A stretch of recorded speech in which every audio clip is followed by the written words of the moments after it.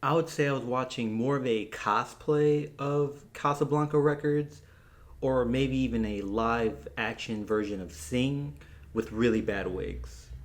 Hey everyone, my name is Aaron James. This is a review of the movie Spinning Gold, written and directed by Timothy Scott Bogart, stars Jeremy Jordan, Kaylee Cohen, Michelle Monaghan, Peyton List, and Jay Farrow, amongst a few others. Spinning Gold is a 1970s biopic of the co-founder of Casablanca Records, Neil Bogart, who is the father of the writer slash director Timothy Scott Bogart. Neil Bogart did pass in 1982 from cancer, but he is given credit and acknowledged for backing such great artists or legends such as Kiss, Donna Summer, and the Isley Brothers. I will say this movie is not a very ambitious movie, and yet for some reason the budget still did not fit the ambition of this movie. The green screen was a bit off, the costume design was very flawed, and I saw this or I felt this movie from Timothy Scott Bogart was more of a love letter or a goodbye to his father, Neil Bogart.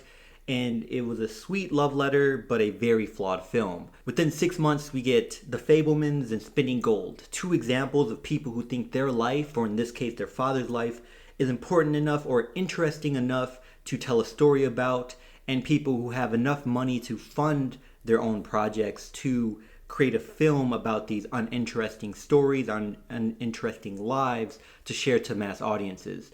Granted, I think if I had the money, I would probably invest in a lot of my own projects or stories that I want to tell to large audiences and not really care if they were bad or if a lot of people would actually like it. I would still make them probably because I have the unlimited amount of money to do so. Honestly, Neil Bogart's life is not that interesting. I was more interested in maybe doing a biopic of all the artists that are mentioned in this movie. And I mean, it could have been a limited series following Neil Bogart, and each episode focused on the life of a specific artist. And then Neil Bogart kind of, brings them into Casablanca Records, entices them. And I think that would have been more interesting because the lives of the artist is more interesting. There are certain choices made throughout the film that demonstrate or show us that there is not an experienced or vetted person in the director's chair.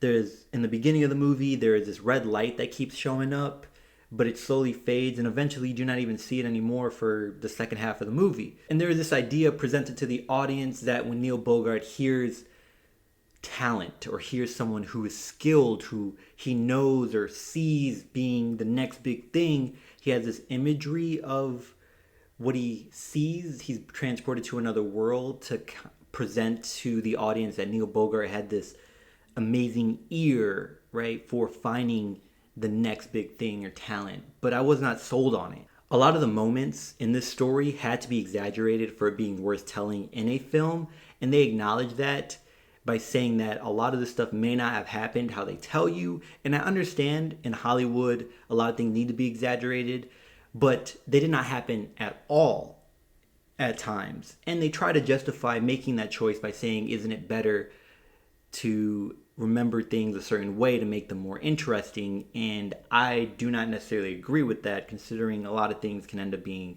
changed, and a lot of things in history are changed over time because of stuff like this. I saw some moments that I thought, I ended up looking at the screen thinking, are we sure this really happened this way?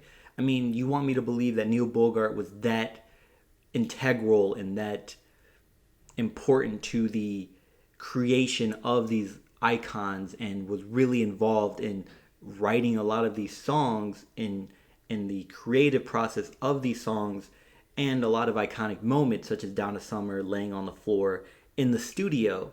He was not there when it happened. So why do that in this movie? Also, I did not like how they portrayed Donna Summer.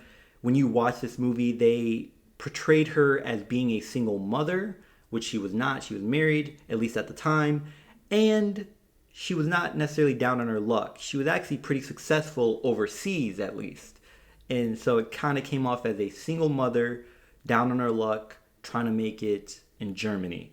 And that felt like a completely different character, not Donna Summer. We have Casey Likes, who plays Gene Simmons, and he was actually a really good actor. He did well when he was needed to express some emotion and to really act. And I think he executed that well.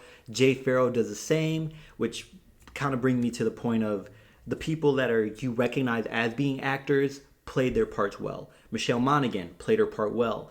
Now, I do think they should have hired or casted someone much older to play Neil Bogart, because Michelle Monaghan is an older woman, and you can tell, and matching her to play Jeremy Jordan's wife, Jeremy Jordan, who played Neil Bogart. I understand Jeremy Jordan is a singer and he can sing, and maybe he even has the look, but it kind of took me off. And when we finally get to see Neil Bogart, actual images of Neil Bogart, Jeremy Jordan looks a lot younger. You have Grammy winner Ledesi, who plays Gladys Knight, and she could act. I think she was the best performance for portraying a musician. Actually, I would say she's probably the only good casting choice in this movie, to be honest. Aside from Casey Likes. Casey Likes was great. Jay Farrow, she was good. She shined. And she was not given too much in this movie. She had one moment as Gladys Knight, but that was a good scene. I think the only issue I have with her character is the dialogue that was given to her. But outside of that, she sounded wonderful. She played she played Gladys Knight very well, and I was happy with that scene. That is probably the highlight of this movie. Taylor Parks as Donna Summer. I will say I needed better acting, and outside of that, I needed someone that made me feel that this was Donna Summer, and I think that was also the fault of the writing and directing. Taylor Parks has a unique voice, and she is an incredible singer, but her unique voice is the issue in that it does not sound like Donna Summer. It sounds like Taylor Parks. So when she is singing, I did not feel like I was listening to Donna Summer, and when you're portraying Donna Summer, I want to feel that you are playing her.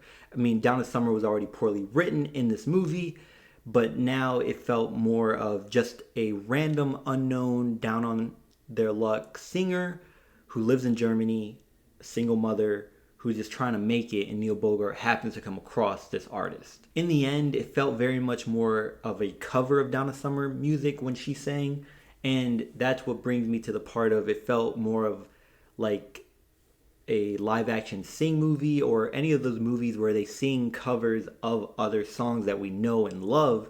And it could have just been that kind of movie of people who are trying to make it and they sing covers of other artists. We have Jason Derulo as Ronald Isley. Did not look the part. That's pretty much all I have to say for that. You have Pink Sweats playing Bill Withers. He was not given too much to do in this movie, so I do not really have much to critique on Pink Sweats. So I would say Pink Sweats did fine. Nothing horrible. The only issue I would have is the wigs, because the wig they gave him was bad. The wigs they gave most of the people here was really bad and stood out. And it was distracting. I mean, it was distracting during the trailer. It was distracting right when the movie started, and that was the first thing I said to my partner when watching it, and she agreed. So Wiz Khalifa is not a good actor. So when they brought him in to play George Clinton, I was disappointed. This was a good example of doing a biopic on the artist instead of the owner of Casablanca Records, because George Clinton's story is much more interesting. His persona is much more interesting and entertaining. And to have him on screen for less than 10 minutes, it was just disappointing. And I would have been more interested in a biopic of George Clinton and have someone who can act better as George Clinton. First person that came to mind is Kid Cudi. I think he would do very well in the role as George Clinton if they were to do a biopic, or at least a limited series, and they had an episode dedicated to George Clinton. I mean, Kid Cudi, he's right there. Why go to Wiz Khalifa? Now, Jeremy Jordan as Neil Bogart. He is fine. I was much more interested in the stuff going on around him, the musicians that were surrounding him, and why things were going on around him, much more than I was in him reacting to these moments and reacting to these events. It just felt, again, very much like someone trying to make someone's story much more interesting and much more exciting than it really was. There's even a random scene in the movie where the black mob is going after Neil Bogart because a hit was put on him, and that scene I do not think is mentioned ever again, and if it is, it does not contribute to the story, and it wasn't mentioned prior. It just happens, and then we move on as if it never happened. And that was random.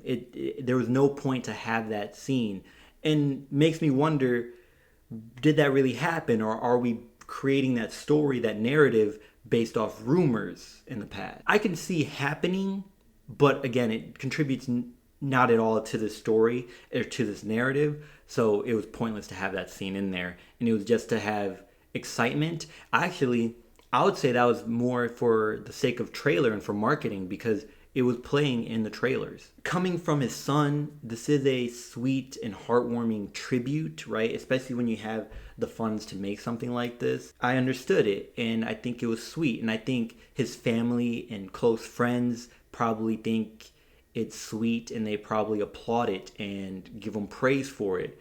But it is a very flawed story, and something that I do not see myself returning to or see myself being invested in. I was actually more interested in Neil Bogart's father's story than I was in his.